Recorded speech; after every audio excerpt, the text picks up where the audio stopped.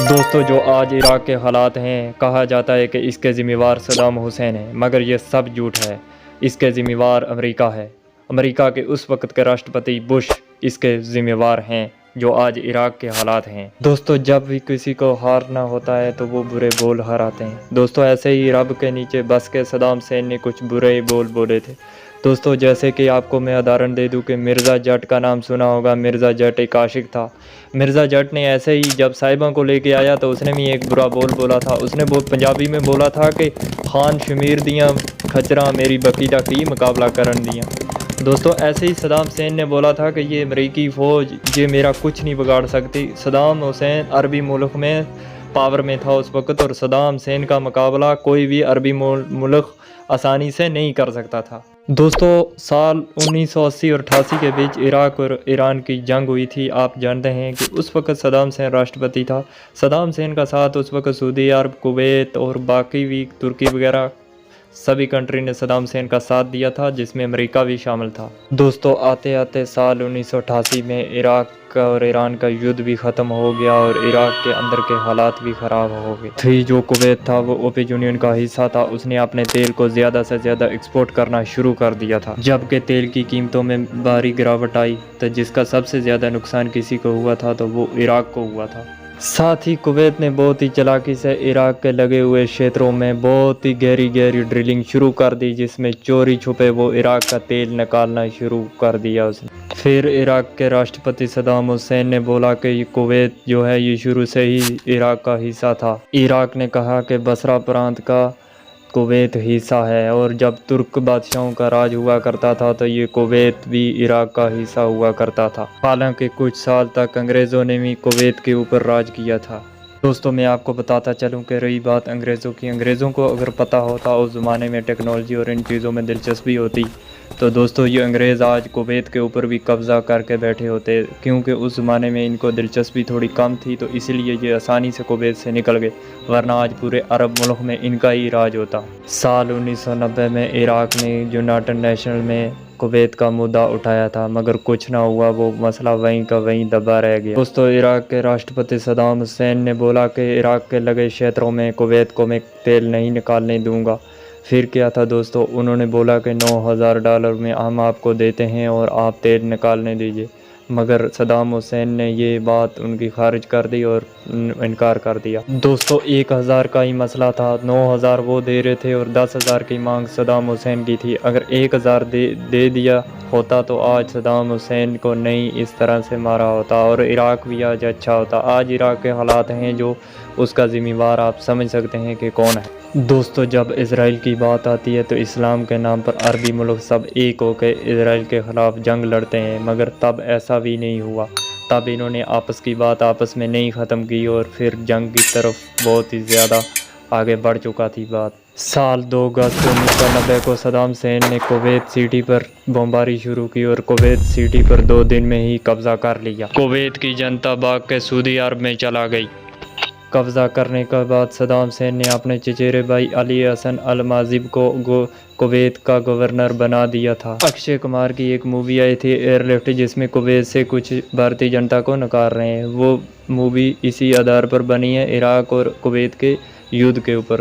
دوستو میں آپ کو بتاتا چلوں کہ اندرا گاندھی اور صدام حسین کی آپس میں اچھی بنتی تھی۔ دوستو صدام حسین نے کہا تھا کہ بھارتی لوگوں کا ایک بھی بندہ یہاں پر نہیں مرنا چاہیے۔ کویت پر عراق کے جنگ کے بعد یونائٹڈ نیشنل نے کہا، یونائٹڈ نیشنل نے آرٹیکل 660 کے تحت عراق پر آرتھی پابندی لگا دی تھی۔ صدام حسین نے یونائٹڈ نیشنل کے سامنے کچھ مانگیں رکھی۔ صدام حسین نے کہا کہ لبنان سے سیریا کو ہٹایا جائے۔ عراق کویت کے رومانیہ شیتر کے اوپر 2 کلومیٹر تک عراق کا قبضہ ہوگا۔ صدام حسین نے مانگ یونائٹڈ نیشنل کے سامنے یہ رکھی۔ دوسری مانگ صدام حسین نے یونائٹڈ نیشنل کے سامنے یہ رکھی کہ اسرائیل نے 1966 میں جو فلسطین کے شیتر پر قبضہ کیا تھا وہ شیتر واپس فلسطین کو دیے جائیں۔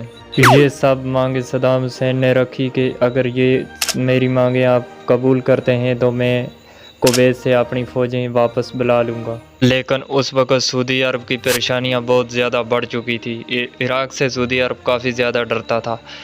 سعودی عرب نے کہا کہ آج اگر کویت پر ایسے 2 دن میں قبضہ ہوا ہے تو کل 3 دن میں پوری سعودی عرب پر عراق کا قبضہ ہوگا۔ دوستو آپ کو یاد ہوگا کہ ایران اور عراق کا جو یدھ ہوا تھا دوستو، وہ یدھ اصل میں سعودی عرب اور ایران کا تھا۔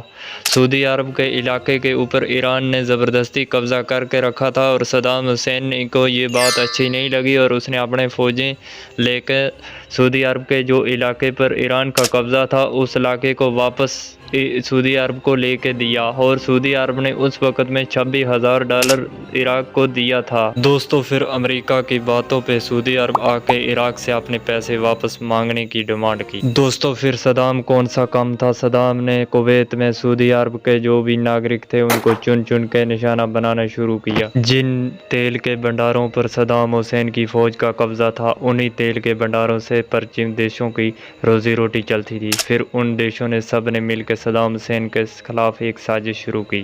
پھر آپریشن ڈیزرٹ چلایا گیا جس میں امریکہ کے راشٹرپتی بش نے امریکی سینا کو سعودی عرب کے علاقوں میں 7 اگست 1990 کو بھیجنا شروع کیا۔ اس وقت امریکہ نے بہت ہی گہری سازش چلی جس میں 34 کنٹریز کا ایک گروپ بنایا گیا جس میں سب گروپوں نے مل کے صدام حسین کو بس مارنا شروع کر دیا۔ یونائیٹڈ نیشنل نے صدام حسین سے کہا کہ 7 جنوری 1991 تک کویت سے اپنی فوجیں واپس بلا لے ورنہ تیرا انجام اچھا نہیں ہوگا۔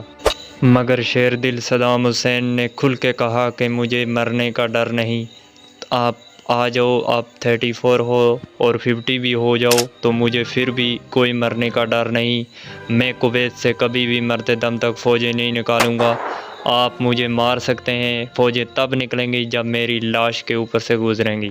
پھر کچھ ایسا ہوا کہ عراق کے علاقوں پر بمباری شروع کر دی جس میں یونائیٹڈ کنگڈم، سعودی عرب، فرانس اور امریکہ شامل تھے۔ دوستو یہ حملہ اتنا خطرناک تھا کہ عراق کی بے قصور جنتا اس میں بہت زیادہ تعداد میں ماری گئی۔ دوستو جب حملہ ہوا تو عراق کی سبھی سینا کویت میں تھی۔ دوستو اس وقت انہوں نے چھپکے سے حملہ کیا سعودی عرب کی سیما سے۔ دوستو اگر کویت والی سائڈ سے یہ اگر حملہ کرتے تو عراق ان کا ڈٹ کے مقابلہ کرتا، ورنہ انہوں نے دھوکہ دیا اور سعودی عرب والی سائڈ سے انہوں نے حملہ کیا۔ دوستو پھر صدام حسین نے اتنے ملکوں کی ناپرواہ کرتے ہوئے اسرائیل کے اوپر دعویٰ بول دیا اور کافی زیادہ بمباری شروع کر دی۔ دوستو صدام حسین نے اسی لیے اسرائیل کے اوپر اٹیک کیا تھا کہ ترکی اور سعودی عرب امریکہ کا ساتھ چھوڑ دیں، مگر ایسا نہیں ہوا۔ ترکی نے اپنے ہوائی اڈے امریکہ کے حوالے کیے تھے جن اڈوں کی مدد سے عراق برباد ہوا تھا، اور سعودی عرب تو پوری طرح سے امریکہ کا بچہ بن چکا تھا اس وقت میں۔ دوستو اسرائیل کے بعد پھر صدام حسین نے سعودی عرب کی طرف موو کیا اور سعودی عرب کے شہروں پر بمباری شروع کی جس میں کافی زیادہ امریکی فوج اور سعودی عرب کی سینا ماری گئی۔ پھر دوستو اس جنگ میں بہت زیادہ عراق کی سینا کا بھی نقصان ہوا تھا۔ دوستو آپ نے سنا ہے کہ انگریز بہت ہی چلاک ہوتے ہیں، انگریزوں نے اس کے اندر ہی گری جدھ شروع کر دیا، شیعہ سنی کی لڑائی اس نے شروع کر دی۔ اس میں شیعہ فوج تھی جو وہ صدام حسین کو چھوڑ کے چلا گئی، جس کے بعد آرمی کی بہت زیادہ گراوٹ صدام حسین کے پاس ہوئی اور صدام حسین نے آخر کار 28 فروری کو سعودی عرب سے پیچھے ہٹنے کا حکم اپنی فوج کو دیا۔ امریکہ اور عراق کی لڑائی جو کویت میں ہوئی تھی اس بمباری میں تیل کی بڑی بڑی فیکٹریوں میں آگ لگ چکی تھی جو 10 مہینے تک آگ جاری رہی۔ $20 بلین کا نقصان ہوا تھا اس وقت کویت کو۔ دوستو آج کا ویڈیو میرا بس اتنا ہی، اگر ویڈیو اچھا لگے تو لائک کریں اور میرا ساتھ دیں، میری سپورٹ کریں، سبسکرائب کریں، فیس بک پر فالو کریں۔